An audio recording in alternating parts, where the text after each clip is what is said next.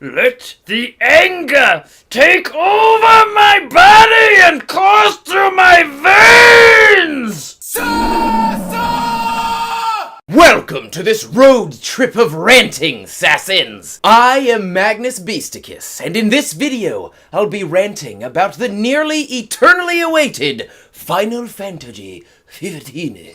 If you are new to these videos, then it is important to understand that I review based almost entirely off of bias and personal opinions. But I usually include a smattering of reasonable points and arguments, if I do say so myself. So, without further ado, let the ranting begin. Missing scenes and story components from trailers. Now, I know that there was a lot of internal politics and the director of the game changed, but at least come out and admit that the core game has fundamentally changed. No beautiful Noctis obliterating soldiers around that building scene.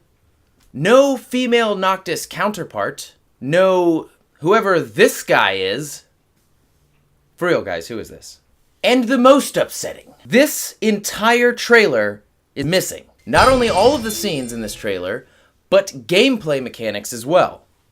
Noctis's warp is never utilized to this degree. Why can't I warp in more situations? It is very contextual. During a cinematic, I can throw my blade and warp 100 yards, but out and about, just roaming around, I can only throw my blade about 15 feet to warp in any one direction. Like, I should obviously be able to go over there with my blade, with my warpy ability, but I can't.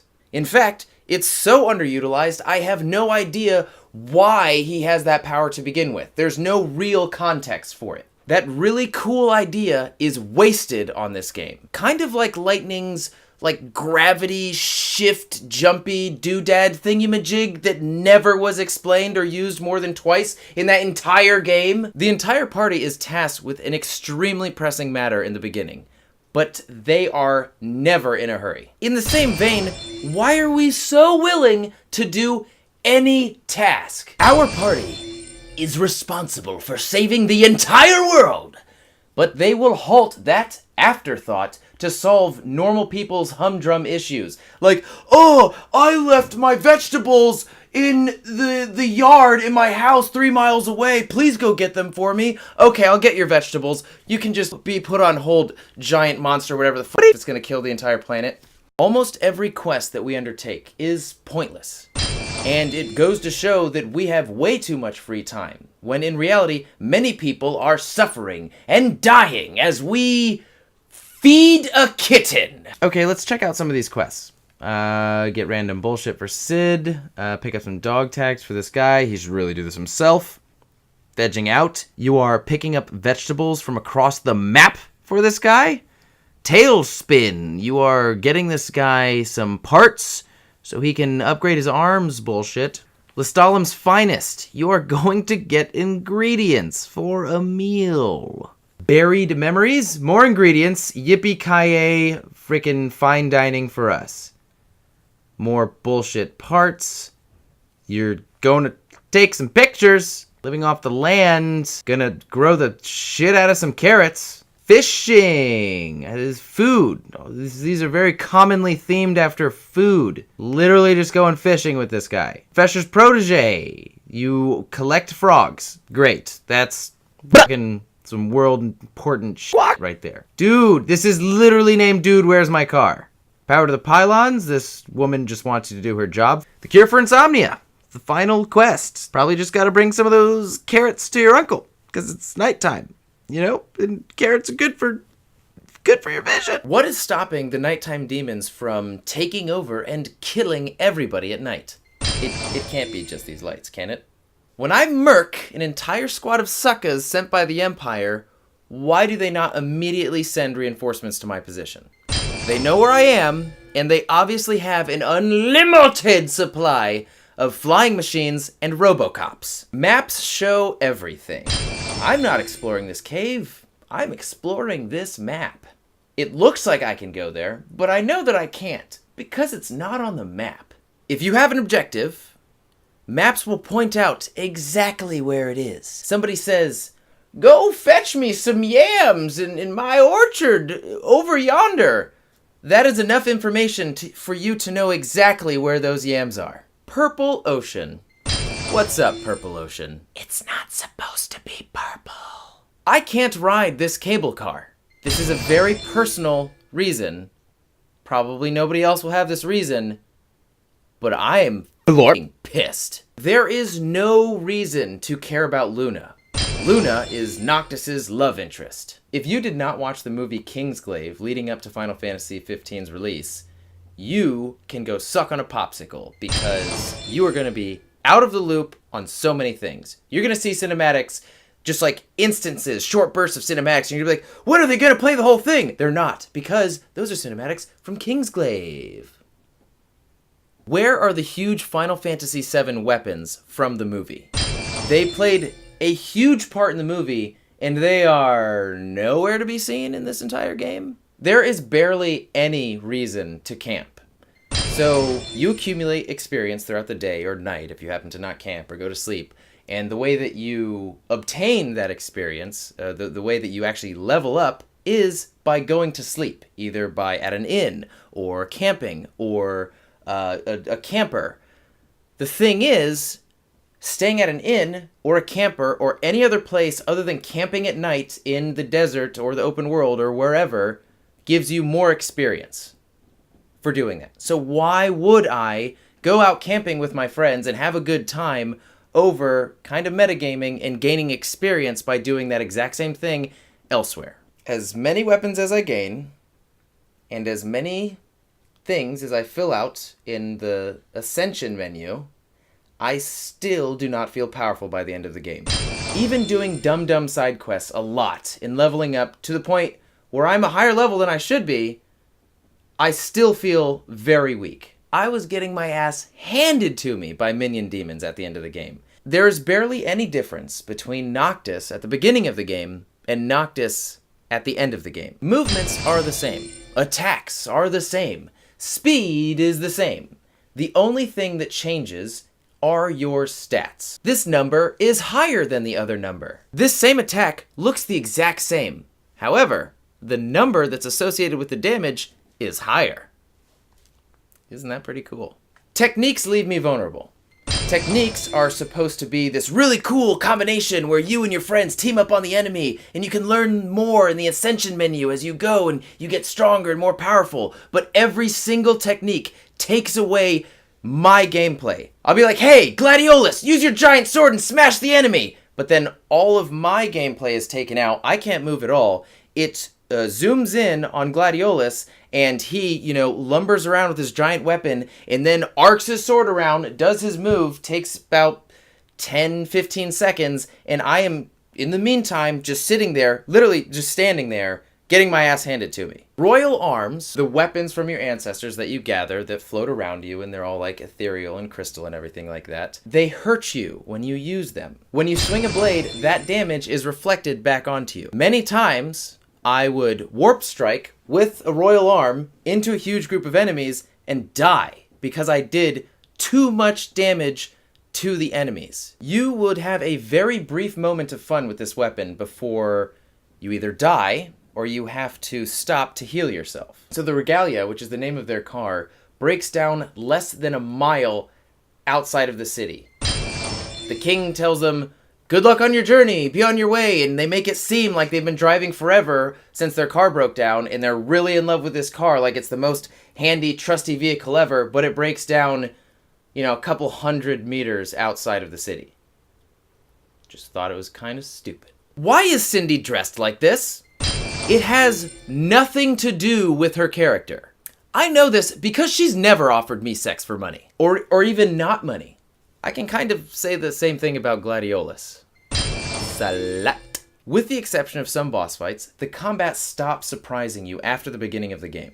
In the beginning, I'm like, oh, did Noctis just grab the spear that Ignis threw and slam it into the monster below and then throw the spear back to Ignis? Oh, that's so sick! But by the end, you get to the point where you acknowledge, oh, the things they're doing are pretty cool, but I've seen them so many times by now. The magic is gone. Spoiler section. Dun, dun. Oh, that's the wrong song. Now we are on to the spoiler section, which I highly recommend that you stay for because some of the primary reasons why you should not play this game are spoilers. So, on to spoilers. Speaking of magic, magic is always an area of effect attack that damages your allies.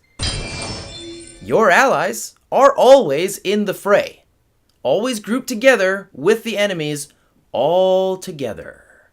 So when I use any magic, it damages everybody, including my allies. Why would I use it? Except for when they're not in the fray. Except for when they don't actually accompany you to the last boss. Except for when the friends that you've been traveling with for the entire game, the friends where Square Enix has made it abundantly clear that you guys are friends, you stick together to the end, you'll do anything for each other. This game is mainly about your boy band friendship. And then for the very last fight, the culmination of everything coming together to be the denouement of your friendship and everything that you've been fighting for, they're just absent. They don't help you. You fight him on your own. Why 10 years?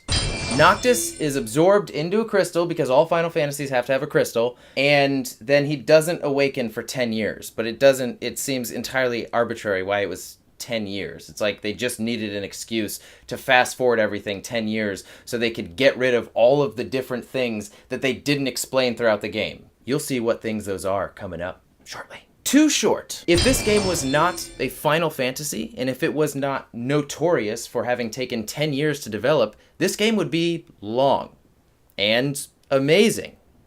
But it is a Final Fantasy game, and it did take 10 years to create. The ratios are all off. Let me put it this way.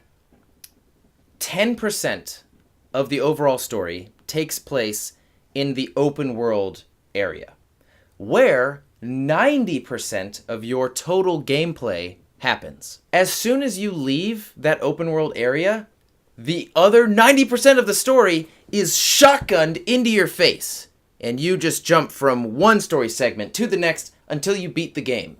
I need to find out a way to say that the open world areas, the 90% of the overall entire game that you play, is just filled with meaningless bullshit. But I feel like I've said that about 5 times now already. If you play all that this game has to offer, you're easily in for a 100-hour venture. But if you did that, if you got all of the secret items, all of the secret weapons, if you defeated every bounty, the gameplay, by the end, would still be the same. The story would still be the same. And the final boss, who was easy, even if you did a speedy playthrough, would still be easy. So, I ask you, what is the point? It's more of a recommendation just not to play all that this game has to offer. The final boss is too easy. What the fushk happened to Gladio? At some point during the game, he says, "Peace out, I'm gonna go and do my own thing for a while." And then when he comes back, he's got like 2 really gnarly scars on his body. That's never explained throughout the rest of the game. You're like, well, I guess he just, like, what? Gladio? What the fushk happened to Ignis? Again, your party separates, Ignis comes back, he's effing blind. Eyesight gone for the rest of the game. Doesn't explain why. Just like, oh, I ran into a bit of trouble. Really? What the fushk happened to everyone? Iris, Gladiolus' sister. Kor, the immortal guy that there are legends about. The frickin' Emperor! This guy! Who was this guy? The Dragoon Lady! Seriously, all of these people are just inexplicably gone, or they have this epic introduction, and then there's just somebody says a sentence that explains their fate. Like, oh yeah, that guy that was obviously created, took hours to make and stood out above everybody else and had sort of an intro, just he, fell into a creek and drowned. Square Enix did announce that they were going to come out with DLC where you could play as Prompto, Gladiolus, and Ignis in their respective episodes. So maybe that will explain what happened with those characters. But episode is kind of vague. Maybe it doesn't at all. How did Ravis turn into a good guy? If you watch Kingsglaive, he is undoubtedly an evil person. an evil, petty person. By the end of Final Fantasy XV, they make him out to be some noble sacrifice. This game is clearly an unfinished, hacked together cluster F of poor decisions and poor management. Maybe 15's development took so long that even the developers forgot about key pieces of this game. Oh, that's right! I totally forgot about that core guy. I mean, too late now, ship it! And my final reason, The most inexcusable atrocity of Final Fantasy XV. this is the worst beard I have ever seen. It's kind of gross. I mean, you have guys developing this incredible graphical engine to make everything look beautiful. Why would you skimp out on his beard? Is that really where you lost, all of your time and energy and memory? Is you just couldn't fucking add anything else to the beard? Just like at the very last second when you had to ship, like minutes before, there's just a guy clicking on his face like, I'm adding as much as I can! I'm adding as much as I can! A few more minutes, I can make it good, I swear! We don't have enough time! Get it out now, man! Explosion!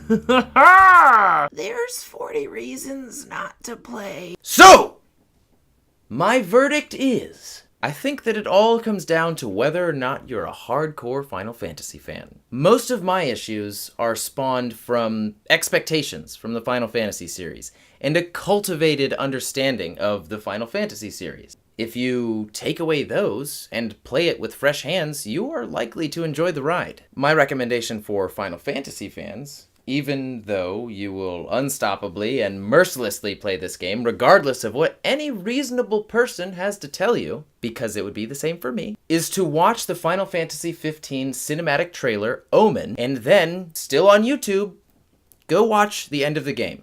Those two things, put together, make an overall better story than the entirety of this poorly thought out video game. Okay, that sums up most of my thoughts regarding Final Fantasy XV. Thank you for watching. I would love to hear all of your thoughts in the comments below. Do you agree with me? Do you disagree with me? What are your reasons for not liking the game? What are your reasons for loving the game? I want to hear it all. And remember to like and subscribe to learn more about video games, nerd fitness, and Dungeons and Dragons. Until next time, be happy to be alive. And never stop playing video games.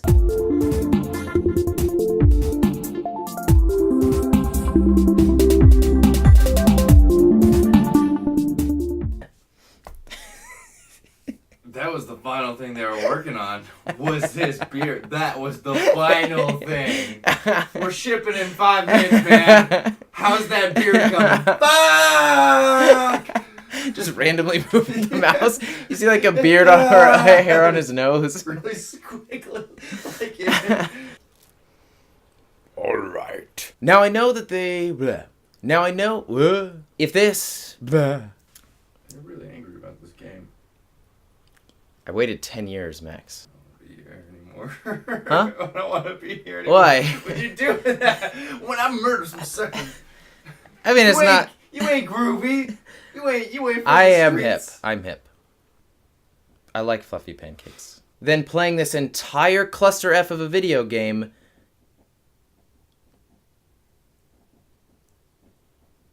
I don't have anything more to say after that. And those two things put together are such a better story than... Those two things put together is... And remember to like and subscribe to find...